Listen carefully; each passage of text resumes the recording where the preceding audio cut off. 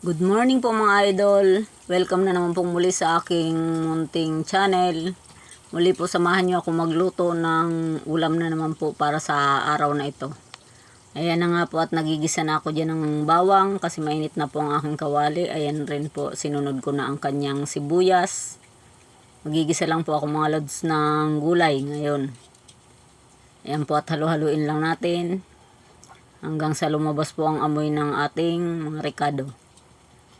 Halo-halo lang po. Ayan at ayan lang nga po ang aking sahog mga lods. Squid ball po yan. Gisa lang rin natin po dyan na medyo maprito siya. Ayan po at hintay-hintayin natin maluto. Lagyan ko na rin po ng paminta. At halo na naman. Ganyan lang talaga po ang pagluluto mga lods. Umiikot lang sa kakahalo. Ayan po at hintay-hintayin na natin maluto. At okay na nga po yan, lagay na natin ang ating carrots at bell pepper kasi yan po ang mas matigas. Pero sa akin po okay lang kahit hindi masyadong luto yan kasi kinakain naman ng hilaw ang carrots. Nilagyan ko na nga rin po yan ng oyster.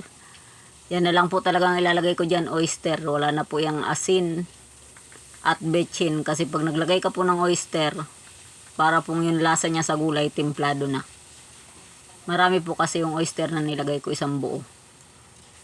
Ayan po at tinubigan ko lang siya ng konti. At ilalagay ko na rin po dyan ng aking hiniwang repolyo. Ayan po, mabilis lang po yan mga idol sundan. Gisa-gisang gulay lang po. Yan po ang ating ulam at linggo na nga lang po ako magpo-pork. At nilagay ko nga rin po dyan ng aking toge na hindi ko na po yan natanggal-tanggalan ng mga dulo-dulo mga lods. Aabutin ako ng siyam-siyam dyan pagka tinanggal-tanggalan ko para mga dulo yan. Lahat po yan, kinakain yan. Wala pong kaarte-arte dyan. Ayan, at halo-halo nga lang po. Walang katapos ang halo-halo. Shoutout po sa inyong lahat mga lods. Hindi ko po kayo maisa-isa ngayon. Wala po akong nailista. Basta lagi po tayo mag-ingat. At ayan na nga po, luto na po ang ating ginasang gulay. At ito naman po, magluluto po ako ng yung sariwang alamang po yan mga idol. Lalagyan ko na nga po yan ng hiniwang sibuyas at bawang. Yan po ang aming ulam ngayong araw na ito. Lalagyan ko na rin po yan ng harina. 10 pisong harina po yan mga idol. Inubos ko na. At lalagyan ko rin po yan ng 5 pisong cornstarch. Ayan lang po, murang-mura lang po yung ulam na yan mga lods. Pero ang dami pong nagawa. At lalagyan ko na nga rin po yan ng betchin, paminta at asin po yan. Yan. At medyo halo-haloin po muna natin para magsama-sama na sila. Ayan po, halo-halo, halo-halo na naman. Sa mga kababayan po nating OFW, kumusta po kayo mga idol? Lagi po kayo mag-iingat. Salamat po sa inyong lahat, sa mga solid subscribers ko po. Ayan na nga po at ilalagay na rin po natin ang hiniwang leeks. Dahon po yan ng sibuyas, yung matataba mga lods. Ayan, ilagay ko nga na nga rin po dyan. At halu-haluin na lang po ulit yan. Lalagyan ko rin po ng konting tubig.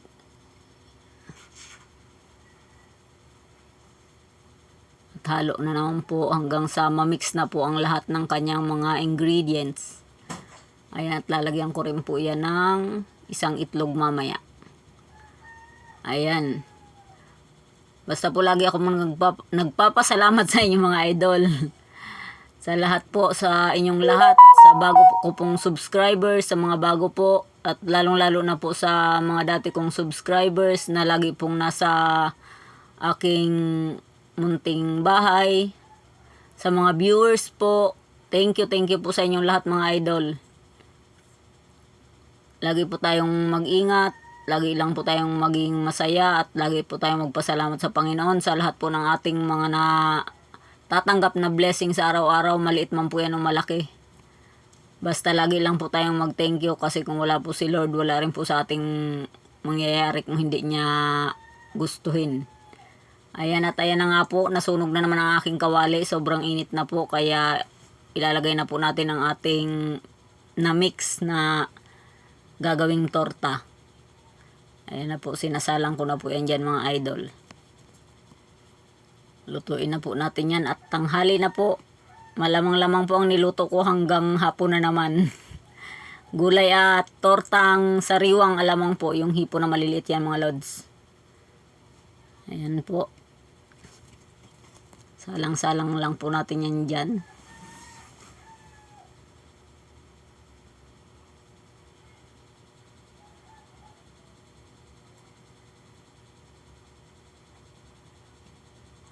Ayan, tingnan rin po natin paminsan-minsan kung medyo luto na.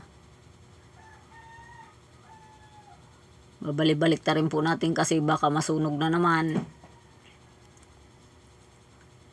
Yan po mga idol. Thank you po sa inyo palagi. Walang sawa pong pasasalamat sa inyong suporta.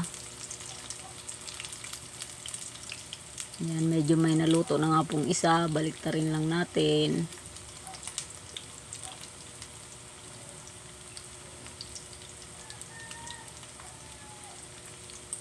Sa mga kapwa ko nanay po, mga laging mga nasa bahay lang, walang ginawa kundi gawain bahay, magluto, maglinis, maglaba. Ako po kahit tapos na ako sa mga yun, doon naman po ako sa aking halamanan. Gawin lang po nating masaya yan mga nanay. Shoutout po sa inyong lahat. Kumusta po kayo? Have a nice day po sa inyong lahat mga lods. Huwag na po natin masyadong problemahin yung mga gawain na yan sa bahay. Bahala po silang mamroblema sa atin mga idol. Ayan po.